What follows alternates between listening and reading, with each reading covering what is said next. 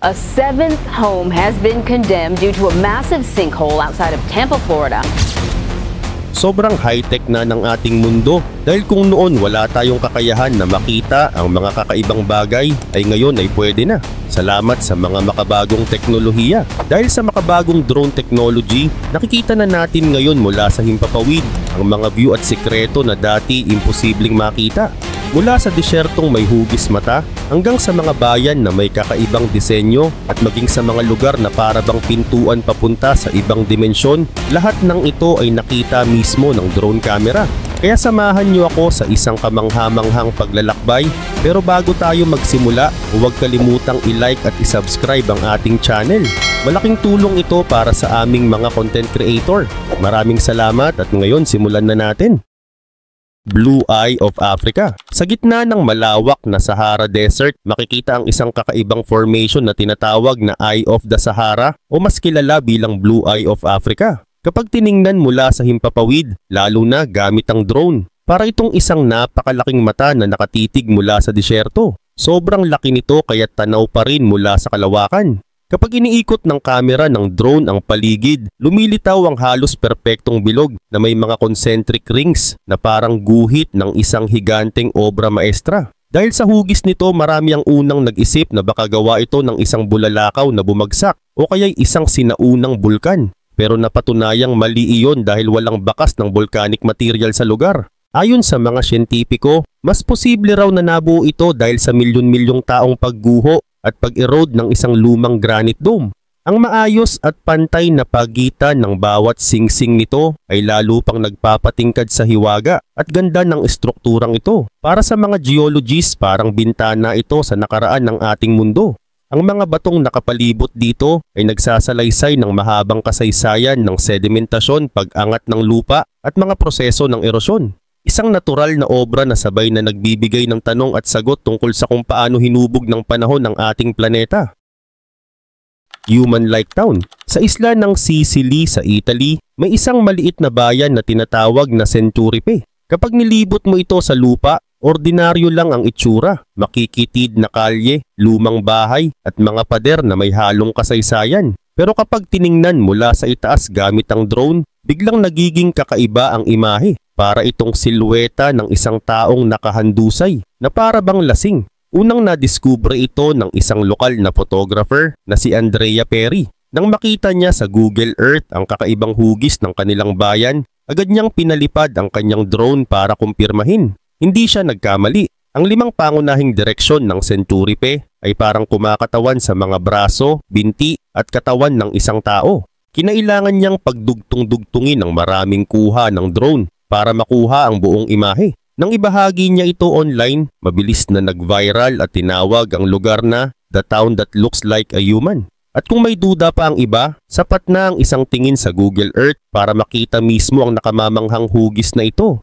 Ang Centuripe na may kasaysayan pa mula 16th century at may 5,000 naninirahan ngayon ay dati nang kilala dahil sa mga Roman artifacts at antigong iskultura. Pero ang natuklasang hugis tao nito ang nagbigay ng panibagong misteryo. Aksidente lang ba ito ng natural na heograpiya o sinadya ba ng mga sinaunang tagapagtayo ang ganitong disenyo? Isang bagay ang malinaw, kahit sa pinakamaliit na bayan, kayang magtago ng kalikasan at kasaysayan ng mga sorpresa na hindi agad nakikita sa unang tingin.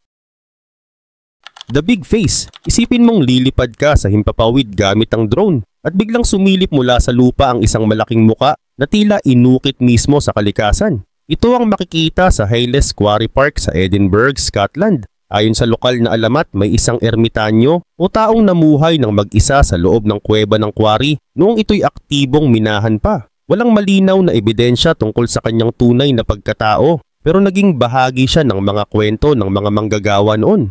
Ang quarry na ito ay nagsimula pa noong 1750 at sa kasagsagan ng operasyon, umaabot sa 150 katao ang nagtatrabaho rito taon-taon. Dito kinukuha ang mahigit 100,000 tons ng bato bawat taon. Ngunit matapos ang malakas na pagbaha noong 1902, tuluyan na itong isinara. Pagkaraan ng maraming taon, ginamit pa itong tambakan ng basura hanggang 70s. Sa kalaunan, ginawa na itong pampublikong parke. At bilang pag-alala sa alamat ng ermitanyo, inilagay ang disenyo ng isang muka na parang siya mismo ang nakatanaw sa dating quarry. Totoo man o hindi ang kanyang kwento, malinaw na ang imahe ng The Big Face ay nagsilbing simbolo ng kasaysayan at alamat na nagpatuloy hanggang ngayon. The Door to Hell. Sa gitna ng disyerto ng Turkmenistan, may isang tila walang katapusang apoy na tinawag ng mga lokal bilang The Door to Hell. Hindi ito isang bulkan, kundi isang napakalaking butas na walang tigil na nagliliyab sa loob ng mahigit 4 na dekada. Nagsimula ang lahat noong 1971 nang bumagsak ang isang Soviet oil rig sa isang natural gas field. Para hindi kumalat ang lason mula sa gas, napagdesisyonan ng mga geologists na sindihan ito, iniisip na mawawala rin ang apoy makalipas lang ang ilang linggo. Pero imbes na mamatay, hanggang ngayon ay tuloy-tuloy pa rin ang apoy. Ang lawak ng bunganga ay humigit kumulang 76 meters at mula sa gilid pa lang ay ramdam na ang init at naririnig ang malakas na ugong ng apoy. Sa paligid, libu-libong maliliit na apoy ang kumikislap at sa pinakailalim may dalawang malalaking siga na sinasabing mismong pinagmulan ng pagbagsak ng rig. Maraming turista ang pumupunta rito at sinasabing para kang nakatayo sa harap ng isang pintuan papuntang impyerno. Isang tanawin na nakakaakit at nakakatakot at walang dudang karapat-dapat sa bansag nitong Gate to Hell. Nazi bunkers. Sa makakapal na kagubatan ng Poland, natagpuan ng mga drone ang mga nakatagong Nazi bunkers mula pa noong World War II. Matagal silang natabunan ng mga halaman at panahon. Pero ngayon muli silang lumitaw, nagbubunyag ng isang madilim na bahagi ng kasaysayan. Bahagi ito ng tinatawag na East Wall, isang sistemang depensa na itinayo ng Nazi para pigilan ang paglusob ng mga puwersang Soviet. Sa loob ng mga guho, nadiskubre ang iba't ibang artifact mula sa mga lumang sandata, personal na gamit ng sundalo hanggang sa mga dokumento at mapa na naglalarawan ng mga estratehiya noon. Kasama rin dito ang mga lumang propaganda poster at kalawangin na makinarya na tila nagyayelong saksi ng nakalipas. Para sa mga historiador, napakahalaga ng mga natuklasan dito dahil nagbibigay ito ng malinaw na larawan kung paano namuhay at nakipaglaban ang mga sundalong Nazi sa ilalim ng lupa. Bawat dokumento at gamit na nahuhukay ay nagsisilbing piraso ng palaisipan na tumutulong unawain ang totoong operasyon, plano at sakripisyo sa panahon ng digmaan. Isang paalala kung gaano kalalim ang sugat na iniwan ng kasaysayan sa mga lugar na ito. Secret Pink Lake. Kung sanay tayong makita ang dagat at lawa na kulay asul, ibang-iba ang eksena sa Lake Hillier sa Western Australia. Dahil kulay rosas ang tubig nito mula sa himpapawid, para itong malaking patak ng cotton candy na lumulutang sa tabi ng karagatan. Hindi ito gawa ng kemikal, kundi ng kalikasan mismo. Ang sikreto ng kakaibang kulay ay ang kombinasyon ng mataas na antas ng asin at mga microscopic organism tulad ng Dunaliella salina algae at ilang bakterya na naglalabas ng reddish pigment. Ang resulta, tubig na tila permanenteng kulay pink kahit salukin pa ito sa baso. Ipinagbabawal ang basta-bastang pagpasok sa lawa dahil protektadong lugar ito. Kaya malaking tulong ang drone sa pagpapakita ng ganda nito. Mula sa itaas makikita ang nakamamanghang contrast ng pink na lawa, berdeng kagubatan at asul na karagatan. Para sa mga siyentipiko, hindi lang ito tanawin kundi susi rin sa pananaliksik. Ang mga organismong nabubuhay dito ay may kakayahang tiisin ang matinding alat at ayon sa ilang pag-aaral, maaring magbigay ng ideya kung posible rin ang buhay sa ibang planeta na may ekstremong kondisyon. Giant sinkhole. Sa unang tingin parang matibay at ligtas ang lupa sa ilalim ng ating mga paa. Pero sa ilang lugar may mga tinatagong panganib na biglang bumubukas, ang tinatawag na sinkhole. Nabubuo ito kapag unti-unting natutunaw ang mga batong nasa ilalim ng lupa gaya ng limestone o asin dahil sa daloy ng tubig sa ilalim. Kapag hindi na kaya ng lupa na pasanin ang bigat sa ibabaw, bigla na lang itong guguho at lilitaw ang isang malalim na hukay. Sa Florida madalas mangyari ito, mga bahay, kalsada at maging swimming pool ay bigla na lang nilalamon ng lupa. Pero isa sa pinaka-nakamamanghang halimbawa ay ang higanting butas na lumitaw sa Yamal Peninsula sa Siberia noong 2014. Mahigit 100 feet ang width at 150 feet ang lalim nito. Pinaniniwala ang dulot ito ng pagkatunaw ng permafrost at pagbuga ng gas mula sa ilalim ng lupa. Ang mas nakakakilabot, nakita rito ang isang kahoy na hagdang nakababa sa kailaliman. Pero hanggang ngayon walang nakakaalam kung paano ito napunta doon.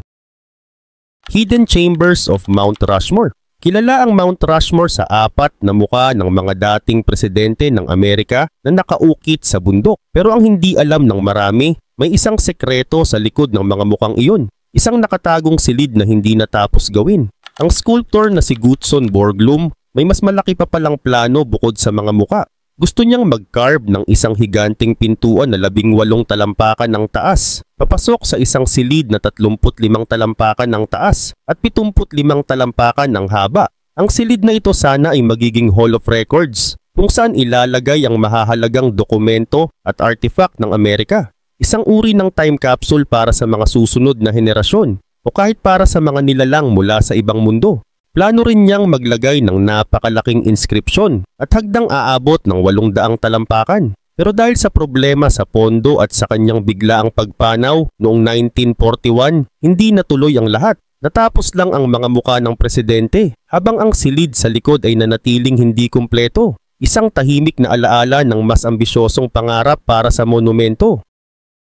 Human skeletons sa isang liblib na kuweba sa Canary Islands, Spain. Isang nakakagulat na tuklas ang natagpuan gamit ang drone. Isang burial cave na naglalaman ng mga buto ng 72 katao. Kabilang dito ang 62 adult at 10 sanggol na ayon sa pagsusuri ay mula pa sa mga taong tinatawag na Guanche, ang sinaunang mamamayan ng isla na nawala matapos sakupin ng mga Espanyol. Tinatayang ginamit ang kuweba bilang libingan noon pang pagitan ng 800 at 1000 AD. Malaking bagay ang nadiskubre rito dahil bihira raw makita ang remains ng mga sanggol sa mga dating paghuhukay. Kasama rin sa mga nahukay ang mga sinaunang shroud o pambalot na gawa sa hibla ng halaman at balat ng hayop, patunay kung gaano kahalaga para sa kanila ang ritual ng libing. Para sa mga arkeologo, bawat piraso ng tela at buto ay nagsasalaysay ng kulturang matagal nang nawala. Isa itong paalala na kahit sa mga liblib na kuweba, nakatago pa rin ang kasaysayan ng mga taong minsang namuhay sa mga isla. The Apennine Colossus. Sa Italy nakatayo ang isang dambuhalang estatwa na tinatawag na Apennine Colossus, isang higanting nililok mula sa bato na parang tagapagbantay ng kalikasan. Ginawa ito noong Renaissance ng sculptor na si Giambologna. Inspirasyon niya ang alamat tungkol sa kabundukang Apennine na ayon sa kwento ay minsang natalo ng mga sundalong Romano. Para kay Giambologna, ang estatwa ay sagisag ng isang matandang higanting tagamasid, isang simbolo ng karunungan at lakas ng kalikasan. 35 talampakan ng taas nito at halos parang buhay kapag tinitigan. Ang mukha nitong tila pagod at seryoso ay nagiiwan ng kakaibang impresyon sa mga dumadalaw. Hindi lang ito isang art piece, kundi isang paalala kung paano pinaghalo ng tao ang sining at kalikasan para makagawa ng isang obra na tumatagal sa daan-daang taon. Confluence in Geneva. Sa Geneva, Switzerland, may isang tanawin na tila likhang sining ng kalikasan. Ang pagsasanib ng dalawang ilog, ang Rhone at Arve. Kapag pinanood mula sa drone, makikita ang napakalinaw na kontrast ng kulay ng tubig. Ang Rhone River, galing mismo sa Lake Geneva, ay kulay turquoise at malinaw na malinaw. Samantalang ang Arve River, na bumababa mula sa Alps, ay kulay brown at puno ng sediment. Kapag nagtagpo ang dalawang ilog, hindi agad sila naghahalo, kundi tumatakbo ng magkasabay. Malinaw pa ring nakikita ang linya na naghihiwalay sa asul at sa brown na tubig. Mula sa itaas parang isang natural na canvas ng pintura. Pero hindi lang ito para sa mga mata. Ginagamit din ng mga siyentipiko ang drone footage para mas maintindihan ang hydrodynamics o kung paano nag-i-interact ang daloy, temperatura at sediment ng dalawang ilog. Mahalaga ito para sa environmental monitoring at conservation efforts dahil nakakaapekto ang ganitong mga natural na proseso sa mga hayop at halaman na nakatira sa paligid ng ilog. Ang drone, sa pamamagitan ng malinaw na aerial shots, ay nagiging tulay para mas maunawaan ng tao ang likas na kilos ng kalikasan. Primitive tribe discovered. Sa kailaliman ng Amazon Rainforest, isang kakaibang tuklas ang naganap gamit ang drone, isang tribo na hiwalay sa modernong mundo. Habang nagsasagawa ng survey ang ahensya ng Brazil na namamahala sa indigenous communities, napansin nila mula sa drone ang isang maliit na clearing sa gitna ng gubat malapit sa Juruayno River. Doon nila nakita ang mga palatandaan ng isang tribo na matagal nang umiwas sa kontak sa labas ng mundo. Nakunan ng drone ang mga simpleng bahay na gawa sa kahoy, mga taniman ng gulay at mga lugar na malinaw na inihanda ng tao. Bago pa man ito, may mga nahuhukay na gamit gaya ng stone axes at mga lumang kanoy na palatandaan ng kanilang pag-iral. Pero ngayon lang nakumpirma ng malinaw sa pamamagitan ng aerial photos. Tinatayang may humigit kumulang 70 katulad na tribo sa Brazil na piniling manatiling hiwalay para protektahan ang kanilang kalusugan at kultura mula sa modernong impluensya. Ang drone ang naging daan para masilip ang kanilang pamumuhay nang hindi sila direktang naaapektuhan. Isang paalala na sa gitna ng makabagong teknolohiya, may mga tao pa ring naninirahan sa paraan na halos hindi nagbago sa loob ng libu-libong taon. Hiker rescued from cave. Sa Bell Canyon, isang delikadong insidente ang nadiskubre ng drone. Isang hiker na natrap sa loob ng kuweba matapos magkaroon ng biglaang rock slide. Habang nagsusurvey ng lugar, napansin ng drone operators ang maliliit na galaw malapit sa bungad ng kuweba. Nang i-zoom in nila, nakita nila ang isang taong nahihirapan na makalabas at mukhang pagod na pagod. Agad silang nagbigay alam sa rescue team. Gamit ang footage mula sa drone, natukoy ng mga rescuer ang eksaktong lokasyon ng hiker at ang pinakamadaling daan para makarating doon. Bitbit ang mga lubid at climbing gear, maingat nilang nilapitan ang kuweba at matagumpay na nailabas ang hiker mula sa madilim at masikip na lagusan. Matapos may ligtas, agad siyang dinala para sa medical care at nakarecover din. Ang pangyayaring ito ay nagsilbing halimbawa kung gaano kahalaga ang modernong teknolohiya sa mga ganitong sitwasyon. Sa tulong ng drone, natukoy agad ang problema, nabigyan ng direksyon ng rescue team at nailigtas ang buhay ng isang taong muntik ng mapahamak. Mission Grotto. Sa Gansu Province ng China, nakatago sa gilid ng matatarik na bangin ang mga sinaunang kuweba na kilala bilang Mission Grotto. Puno ito ng mga detalyadong iskultura at Buddhist murals na halos 1,600 years na ang tanda. Dahil sa kalayuan at hirap puntahan, malaking hamon para sa mga eksperto ang mapreserba ang mga kuwebang ito. Pero sa panahon ngayon, nakatulong ng malaki ang paggamit ng drones. Kaya nitong lumipad sa mga lugar na hindi kayang abutin ng tao at makakuha ng high-resolution images ng mga pader at kisame ng kuweba.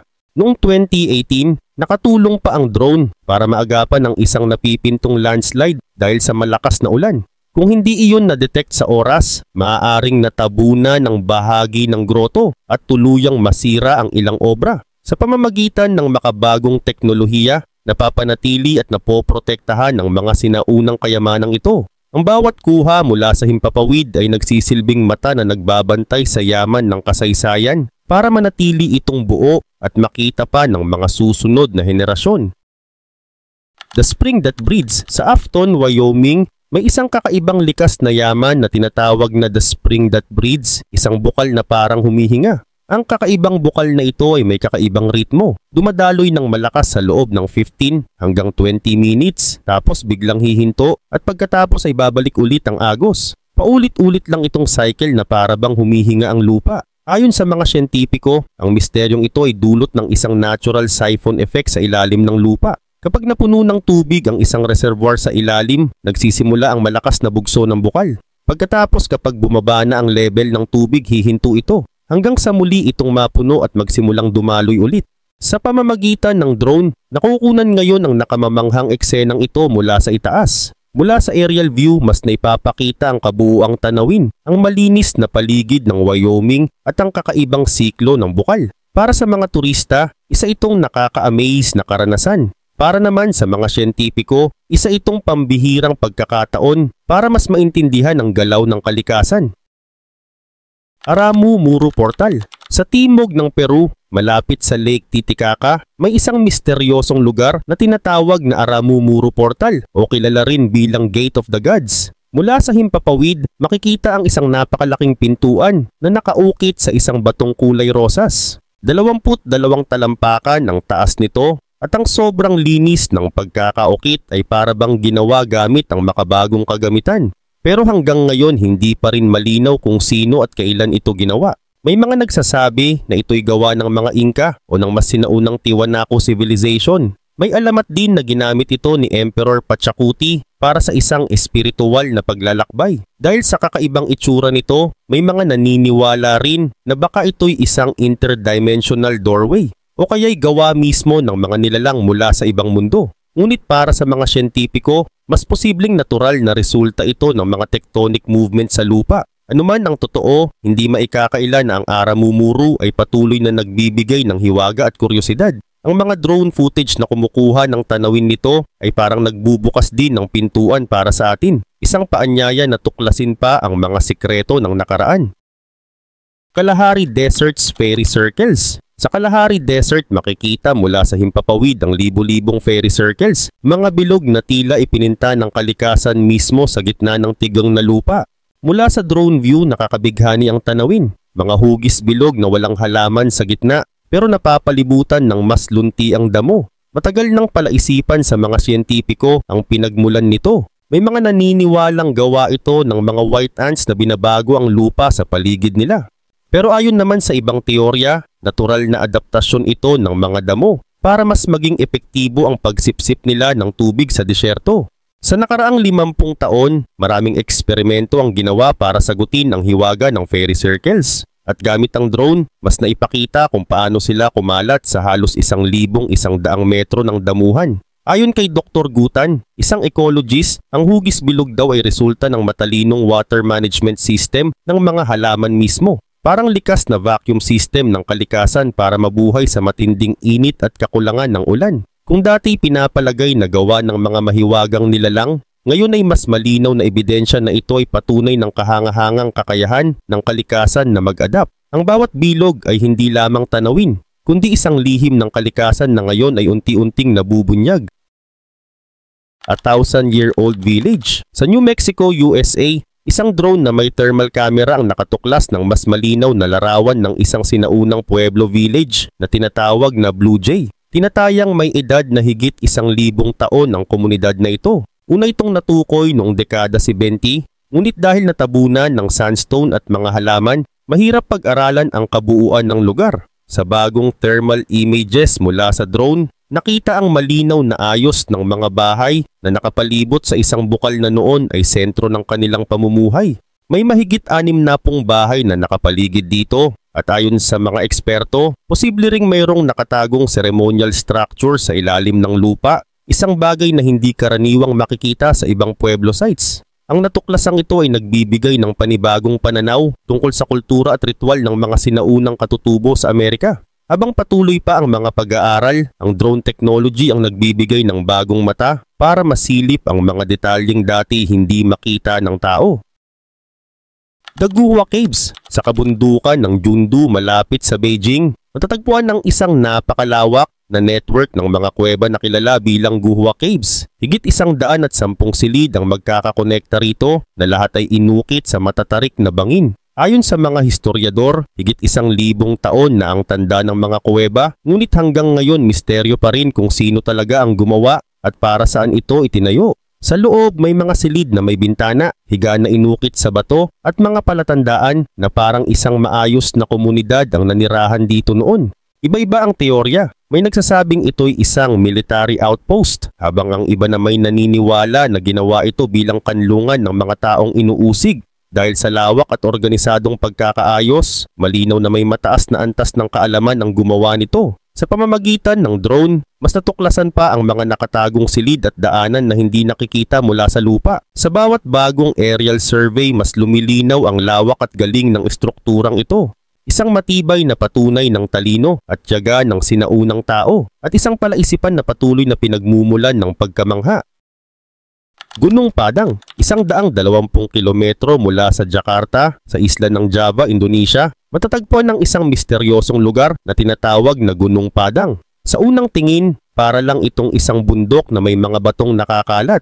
Pero ayon sa mga pananaliksik, posibleng ito ang isa sa pinakamatandang monumento ng tao sa buong mundo. May mga lokal na alamat na nagsasabing may kakaibang enerhiya ang mga bato rito. At kapag tinamaan, lumilikha sila ng tunog na parang musika. Pero ang mas kahindik-hindik na teorya, ang bundok na ito ay posibleng gawa ng tao, itinayo gamit ang volcanic rock libu-libong taon na ang nakalilipas. Kung totoo, maaring mas matanda pa ito kaysa sa mga piramid ng Egypt. Posibleng umabot sa 20,000 taon ang edad nito. Kung mapapatunayan, babaligtarin nito ang pagkaunawa natin sa kasaysayan ng sinaunang sibilisasyon. Dahil dito maraming arkeologo at siyentipiko ang patuloy na nagsasaliksik sa Gunung Padang. At sa bawat bagong tuklas, mas lumalalim ang tanong. Gaano na ba talaga katagal ang kasaysayan ng tao?